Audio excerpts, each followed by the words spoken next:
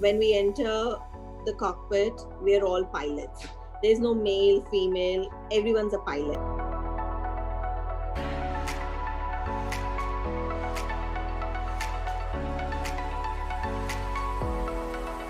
Recently, an all-woman crew of Air India flew non-stop from San Francisco to Bangalore. It had an all-woman crew. It's a distance of 16,000 kilometers in 17 hours that you guys completed and flew over the North Pole. I'll begin by asking you, over the North Pole, how surreal was that experience? It was amazing.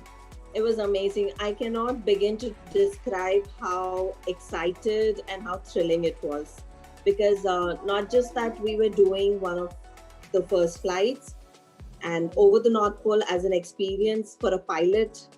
It's well, this is what we look forward to. This is what makes flying all the more fun.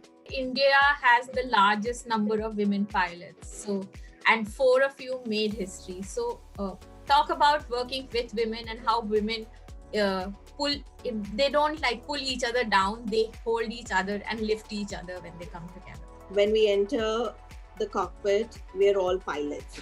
There's no male, female, everyone's a pilot, and everyone has their share of work, which is clearly demarcated. We do our own, it's a job that has to be carried out, and everyone has their set of rules and whatever work that has to be done.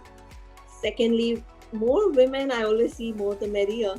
We've got a lot more fun, lot more to talk about, lot more, familiar and similar things to talk about. So I don't think the bully part is true. What technically does it mean to fly this aircraft for 17 hours non-stop? We start off with, is the aircraft capable of flying the route? Can it take the, because you need sufficient fuel also, since it's a non-stop flight. Sometimes, you may not be able to take the shortest route. You might have to take a slightly longer route, because for example, if there's a big storm closer to the poles or whatever route we have initially planned on, then we cannot. Or maybe if there's certain airports which are closed. So you would not, you would want to fly closer to an airport which is available to you rather than something. Right. So in those cases, we need to see if the aircraft is capable of completing the flight, because we need enough fuel also. So Right. that way the 777 is planned for this. When did you know that you have to become a pilot? Growing up, I was interested in aviation. I would read articles and, keep looking at the flying club aircraft and kind of hope for it. When I came to Mumbai to join engineering is when my aunt suggested, why not try aviation if you're interested? And that's how it developed.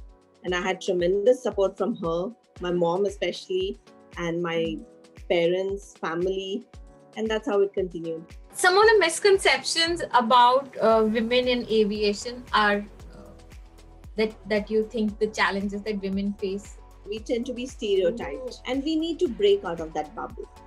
Very important to break out of the bubble. We can very well, we are very capable of multitasking, so we can handle work and home equally quite well. I've had some of my friends, some of my daughter's friends, moms who are some of my best friends, help me all through. I have had no issues at all when I went on this flight. Mom was here to help me. My mother-in-law is a call away. She's available anytime. And my friends, I just count on them. Your message to all young women who aspire to be, in the cockpit flying. Anywhere, I would say, dream big, aim high. Well, the North Pole is also conquerable. And most importantly, don't let anyone let you down. Subscribe to our YouTube channel and hit the bell icon so that you don't miss any videos by us.